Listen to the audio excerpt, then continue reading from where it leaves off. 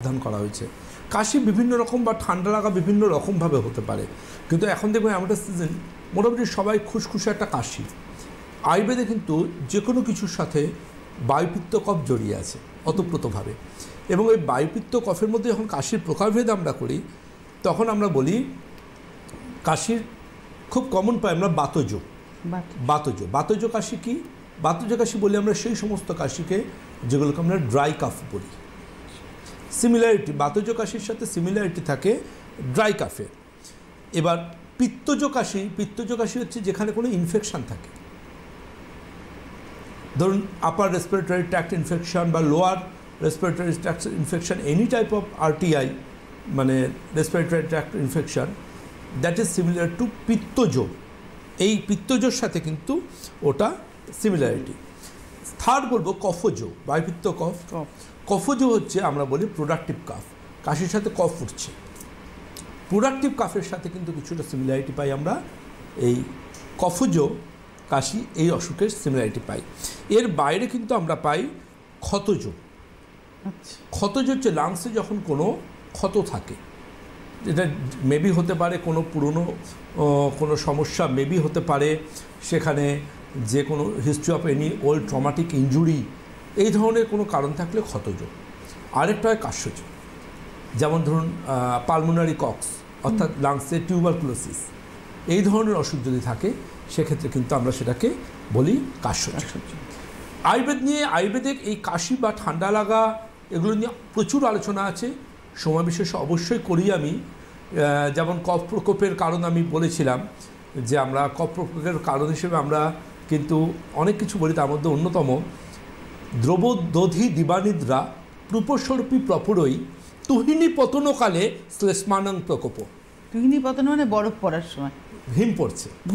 আচ্ছা, বর্তমানে না, দ্রবদধি, দ্রব মানে সেমি সলিড, দধি দই, দিবানিদ্রা সকাল দুপুরে ঘুমানো, প্রূপস্বরূপী প্রপুরই, এটার মানে বুঝলাম। প্রূপস্বরূপী প্রপুরই মানে হচ্ছে এগুলো কারণ।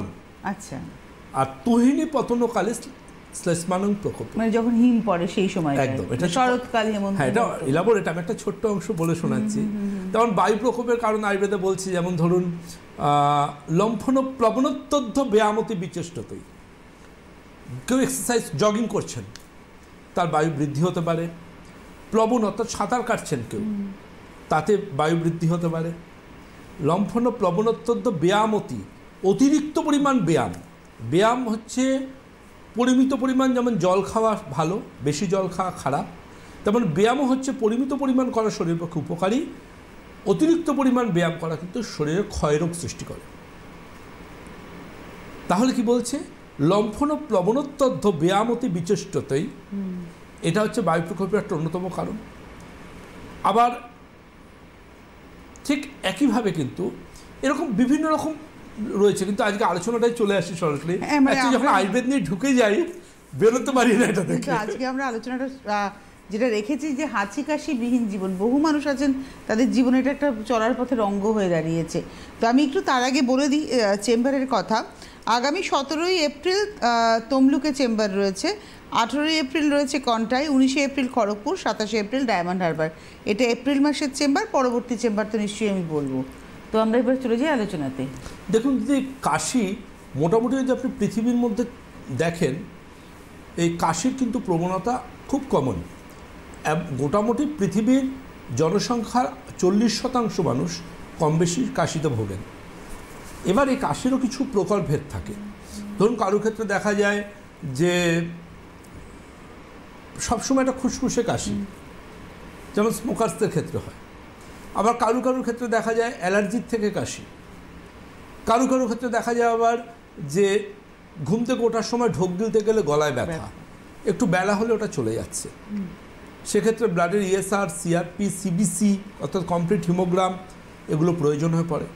কারো ক্ষেত্রে লক্ষ্য করে দেখা যায় ঘুম থেকে ওঠার সময় হাঁচি, অনর্গল হাঁচি।